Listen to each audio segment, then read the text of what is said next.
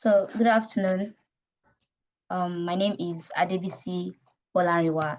So I'll be presenting food contamination in Nigeria, an analysis of Lagos State case study. So food contamination in Nigeria as a whole is now at an alarming rate, and we need to be intentional about this because the rate at which people are dying due to food contamination is really bad. And so I will go through the abstract, and the abstract is food is essential to life, but food contamination can render it harmful or poisonous. So according to WHO, foodborne disease affects 1/3 of the population in developed countries. And this shows that the people that are really affected most by this contamination are more in developed countries, that are more in developing countries rather, but we have less in developed countries. And that's why I'm using Lagos as a study in Nigeria, as Nigeria is a developing country in Africa. So we said, according to WHO, approximately 2.2 million people, particularly children, and they are the vulnerable, are affected by food and waterborne disease annually. This research investigates the impact of food contamination on humans in Lagos State, Nigeria. This study involved a questionnaire distributed to 37 participants. So we distributed a questionnaire in Google Form, and 37 people responded to this questionnaire, and 78.4% were students, while 21.6% were non-students. And out of these respondents, we got that 94.6% expressed concern about food contamination, which shows that everybody is concerned about this, and it's a global, or let me say, it's a global issue, or a national issue.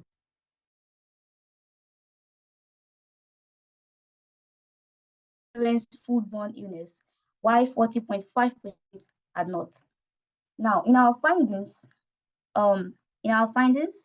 it indicates that 43.2% of respondents attribute foodborne illness to contaminated water or the environment. 29.7% believe harmful pathogens on food are the cause, and 24.3% identify poor food handling main issue. So now moving on to the next. Based on this insight, we deduce two main points, and that is food contamination is predominantly caused by contaminated water and environmental factors, and also effective measures to reduce contamination include proper food handling and government collaboration with international organizations. So let's go into the research in full. So what is food contamination? So food contamination is the presence of harmful and unwanted substances in food. And when we say unwanted substances, we're talking about chemicals, we're talking about different bacterial microorganisms and various contaminants in food that can affect humans, or let's say, yes, humans in general. Then food contaminants are extremely common and can come into contact with food at any point. That is the point of production, the processing point, the preparation point, or storage point. So it's not limited to only the production point, but when you're storing, you have to be cautious of food contamination. But when you're processing it, you have to be cautious. But when you are preparing it also, you have to be cautious. So that is how food contaminant is very, very hard. And next one, food contamination leads to foodborne illness, which affects many people worldwide. So this food contamination is not only limited to Lagos or Nigeria alone, is worldwide. It's a worldwide issue. It's a global issue that everybody needs to collaborate, work hand in hand, and fight this issue so that it can be reduced, or let's say alleviated. Then to the next. So at the beginning of this presentation, I said we sent out a Google form of which 37 people responded, and we have the Google Doc or this thing here. We have, in order to successfully address this issue, research was conducted on public views of food contamination and the degree of concern related to it. So the method was Google form, and which we had 37 respondents. Now to the next one. When asked what they consider to be the main source of contaminated food, 43.2% respondents cited contaminated water or the environment. So from this research, we can see that contaminated water and the environment together are the main causes of food contamination. So contaminated water, when you at the point of production of food, definitely you need the water. So the water you are using to produce the food matters and counts. So in a case where you are using a extremely you might not know the water is contaminated. It might be from where you are getting the water from. Probably the tap has different green call them viral stuff on it. You might not even know. So that alone is the water alone there is already contaminated. So that's the contaminated water. So depending on where you are getting the water, that is where food gets contaminated through water contamination at all. So the next one, we have 29.7% cited dangerous microorganism and 24.3% mentioned other factors. So according to the study, 43.2% of participants said that the contaminated water or the environment was their top concern. This indicates that there is a huge problem with this and that Lagos has to address it. Water contamination is the cause of recent cholera outbreak that was reported in Lagos. It is important to talk about harmful bacteria and improper food handling as major contributors to food contamination. So here is a pie chart showing, sorry about that. Okay, this is it. Showing that 43.2% people, 43.2% chose food, water contamination and environment as the main source of food contamination. Now on to the next. Okay, so the method here, another part of the method is using Lagos cholera outbreak as a focus.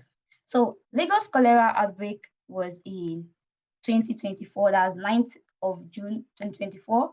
And we know cholera, according to NCDC in Nigeria, cholera is a food and waterborne disease caused by the ingestion of the organism Vibrio cholera. And Vibrio cholera is a bacterium, and it produces a chemical, a toxin that affect the small intestine in human, and it leads to vomiting, diarrhea.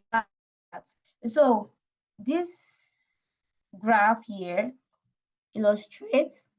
So this graph here illustrates. The first graph is the blue color there is signifying. It stands for the people that survived the cholera outbreak, while the red signify the people that died during this cholera outbreak and all. And so by week 23, the cases were not that high, but by week 24, the cases really increased and we had more death rates. And by week 25, we're able to curtail, they've been able to curtail the issue, that's the NCDC. And by week 26, it increased again. Then later on, by week,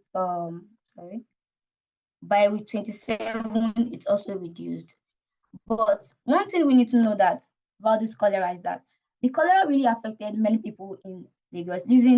I, as a student, I remember when I was still, yes, when we were in session, then the VC had to make different announcements about this cholera outbreak, and many people were trying to avoid, physical touches in school and all of that, just because of this cholera outbreak and all. And even there were just different news around, this different fake news about the cholera outbreak and all. But I wasn't able to witness or see anyone that had this cholera. But from the news and everything, videos we've seen around, there was a massive cholera. The people who really had cholera seriously, but the death rate wasn't that much. because the NCDC came through in that. And the next slide here is saying the high level of concern here is that this is talking about how people, sorry about that, how during the Google, when we sent out the Google form, we asked people that how concerned are they about this food contamination? Are they really concerned? Are they really concerned about food contamination? Then we had 94.6% of people saying they are very concerned about this issue. And this shows that um, food contamination is a global issue, and however, there is a need for collaboration between governments and the people of Lagos to effectively tackle this problem. Going to the next. Now, how can food contamination be prevented? So, during this survey, we got 78.4% of respondents consider handling food safely and hygienically is the best way to prevent food contamination. And there's an adage that says prevention better than cure. It's better to prevent something than to cure it. So it's better we avoid it from happening than it happening. So we need to, this preventive measure can be put in place with I'll say collaboration. Everybody needs to collaborate together to effectively put all of this in place. And so according to this survey, now we have 78.4% of people chose handling food safely and hygienically as the best method of preventing food contamination. Why cooking food had limited answer. We have choosing safe and reputable food sources as 13.5%. So it shows that everybody believes that handling food safely and hygienically is the best way to avoid, let's say, prevent food contamination in Nigeria, in Lagos, and in the world at large. And according to Dr. Ellen Oyeka, she said, safer food is the pillar of some SDG, that's zero hunger. We have zero hunger, good health and well-being, responsible consumption and production. That shows that we need to, for us to, sorry, hello, Adebisi. Sorry. Hello. Okay. Yes. Hello, sorry, Adebisi. Sorry, please. You have less than 2 minutes to round up for this. Thank you. Okay. Sorry. I'll be fast with that. So this shows that this shows that we need to, for us to acquire this, to achieve this SDG rather, we need to work towards safer food. And now to the next, we have responsive action or responsive activities that need to be done in order to reduce this food contamination, and that is national and international cooperation. Okay, national to international cooperation. That means all sectors need to collaborate with the government, need to work hand in hand, need to cooperate to, reduce this food contamination. And the next one is effective food control. And this cannot be done by just the consumer. No, consumers can't do it. Then we're talking about different bodies like NAFDAC in Nigeria, that's National Agency for Food and Drug Administration Control. We have the National Codex Committee that's responsible for making regulations and licensing food sources. And also we can also reduce this food contamination through formulating and strengthening of law. That means laws that are already available, we need to strengthen them, we need to make them rigid and stringent so that people can know that, okay, this is how to, while making this law, we need to understand that there are some people that are going against these food sources, like where we can get the food and all of that. For example, I remember when I went to a place in Bariga that has food beside drainage system. And if you look at the drainage, it's not even covered. Different flies, different organisms, and people still get food from there. So imagine if these laws are made very strict and people are trying to where governments are able to rate this kind of environment and see people that are selling food in this kind of area and getting them probably fine or doing something. This will reduce the rate of food contamination in Nigeria. And the last one here is risk communication, that we need to use various mass media. We need to do awareness. We need to do different awareness program, educate people on the risk of food contamination. People need to be aware. I feel like many people are not aware. They don't know. Probably this woman that I just used as an example now, I cited, she probably didn't know the risk behind what she's doing. So let's assume she was the government were able to, like, do different program, and she's fortunate to be among one of those people who attending the program. She'll probably be aware that, okay, this is how I'm not supposed to cook or sell food around this area, because this particular place, because of the drainage system and all of that. So that would be all on my presentation. This I would conclude by saying food contamination is a serious issue in Nigeria that requires controlling food-related action, such as food handling, is crucial. If everyone works together, food contamination can be brought down to an extremely low level. So I want to leave us with this quote by Bill Gates. He said, "We can't solve the world's problem alone, but together we can make a real difference." Thank you. Thank you, Green Institute, for this opportunity. I really appreciate it. Okay, thank you very much, Adebisi. Thank you for that wonderful presentation. So I will have a question here for you very quickly.